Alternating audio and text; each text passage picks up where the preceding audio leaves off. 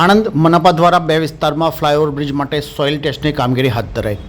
આણંદ મનપા જાહેર થતાં પ્રથમ તબક્કામાં 147 કરોડ ઉપરાંતની ગ્રાન્ટ મળી છે, તો બીજી બાજુ મનપા પ્રથમ બજેટમાં 1055 કરોડનું જાહેર કરી શહેરની આગવી ઓળખ માટે જુદા જુદા વિકાસના કામો હાથ ધરવામાં આવી રહ્યા છે। ત્યારે ટ્રાફિક નિવારણ માટે શહેરના 2 માર્ગો ઓવરબ્રિજ બનાવવાની જાહેરાત કરવામાં આવી હતી, જેમાં આણંદના 100 ફૂટથી 80 ફૂટના રોડ ઉપર ઓવરબ્રિજ અને તેની નીચે દાંડી માર્ગ તેમજ એપીસી સર્કલ પાસે રાજપથ માર્ગ ઓવરબ્રિજ બનાવી વિદ્યાનગર રોડ તેની નીચેથી પસાર કરવામાં આવનાર છે। તેની કામગીરીના ભાગરૂપે હાલમાં તંત્ર દ્વારા સોઇલ ટેસ્ટ અને ફિક્શન ટેસ્ટની કામગીરી હાથ ધરવામાં આવી રહી છે। બ્રિજના બાંધકામ માટે પાયા કેટલાક મજબૂત બનાવવા તેમજ જમીન કેવા પ્રકારનું બાંધકામ કરવાથી ટકાઉ બને તે અંગે જમીનમાં 100 ફૂટ નીચે સુધી પાઇપો ઉતારી તપાસ હાથ ધરવામાં આવી રહી છે।